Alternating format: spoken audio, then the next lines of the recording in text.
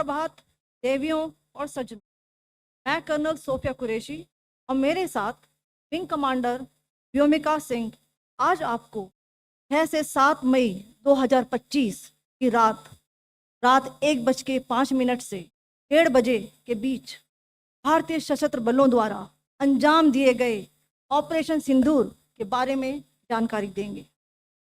Operation सिंदूर 22 अप्रैल को पहलगाम में हुए विभत्स आतंकवादी हमले के शिकार ट्रेनिंग एरियाज व लॉन्च पैड शामिल थे, जो पाकिस्तान और पाक अधिकृत जम्मू कश्मीर POJK दोनों में फैले हैं।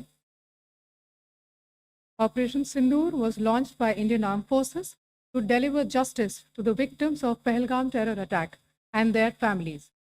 9 terrorist camps were targeted and successfully destroyed. Over the last 3 decades, Pakistan has systematically built terror infrastructure. It is a complex web of recruitment and indoctrination centers, training areas for initial and refresher courses, and launch pads for handlers. These camps are located both in Pakistan as well as Pakistan-occupied Jammu and Kashmir areas. Some of the well-known training camps are located, as you can see on the screen. They are distributed from Sawai Nala in the north, counting to approximately 21, ending at Bhagalpur to the south. इन लक्ष्यों का चयन विश्वसनीय intelligence सूचनाओं के आधार पर हुआ ताकि आतंक गतिविधियों की रीढ़ तोड़ी जा सके, और यह खास ध्यान दिया गया कि निर्दोष नागरिकों और सिविलियन इंस्टॉलेशन को नुकसान न पहुंचे। The selection of these targets for Operation Sindoor was based on credible intelligence inputs and role of these facilities in perpetrating the terror activities. The locations were so selected to avoid damage to civilian infrastructures and loss of any civilian lives. This was done with due diligence, and the camps selected for targeting and their engagement will now be shown to you one by one. POJK के targets मैं आपको बताना चाहूँगी। सबसे पहले सवाई नाला camp Muzaffarabad, जो कि POJK के लाइन ऑफ कंट्रोल से 30 किलोमीटर दूर है। यह एक लश्कर-ए-तौयबा का ट्रेनिंग सेंटर था। 20 अक्टूबर 2024 सोनमर्ग, 24 अक्टूबर 24 गुलमर्ग, 22 अप्रैल 2025 पहलगाम, इन हमलों के आतंकियों ने यहीं से प्रशिक्षण लिया था। सैयदना बिलाल कैंप जफराबाद, यह एक जैश-ए मोहम्मद का स्टेजिंग एरिया है। यह हथियार, विस्फोटक और जंगल सर्वाइवल ट्रेनिंग का केंद्र भी था। गुलपुर कैंप कोटली, यह LOC से 30 किलोमीटर दूर था। लश्कर-ए-तौयबा का बेस था, जो रजौरी पुंछ में सक्रिय था। 20 अप्रैल 2023 को पुंछ में और 9 जून 2024 को तीर्थ यात्रियों के बस हमले में यहीं से आतंकी को ट्रेन किया गया था।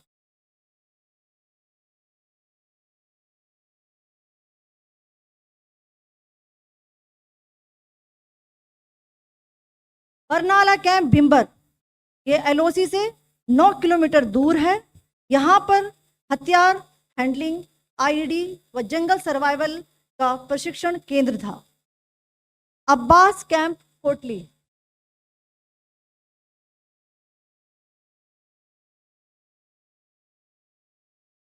यह LOC से 13 किलोमीटर दूर है।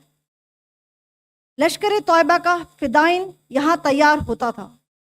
इसकी कैपेसिटी 15 टेररिस्ट को ट्रेन करने की थी।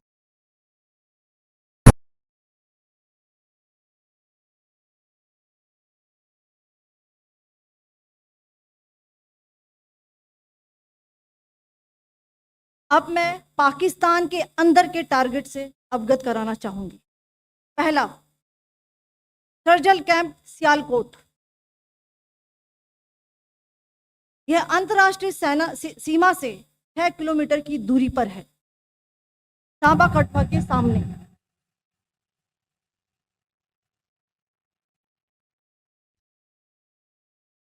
मार्च 2025 में जम्मू एंड कश्मीर पुलिस के 4 जवानों को जो हत्या की गई थी, उन आतंकवादियों को इसी जगह पर ट्रेन किया गया था।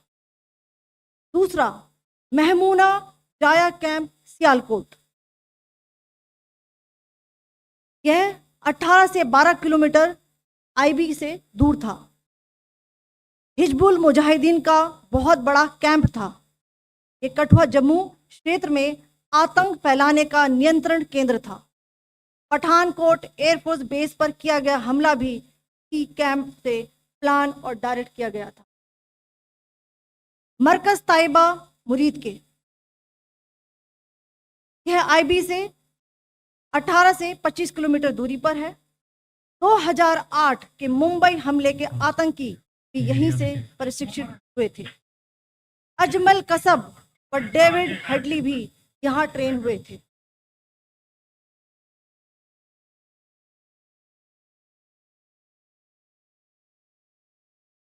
आगे दूसरा आया।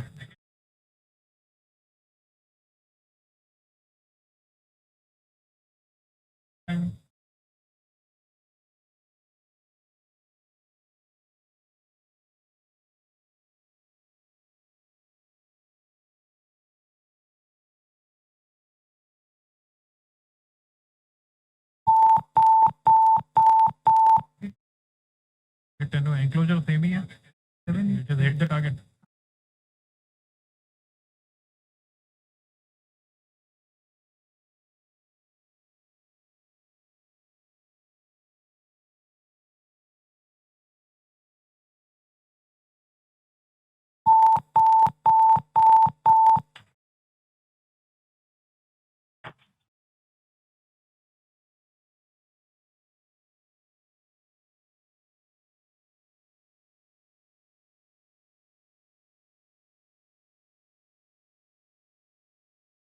मरकज सुभान अल्लाह भावलपुर, ये इंटरनेशनल बाउंड्री से 100 किलोमीटर दूर है।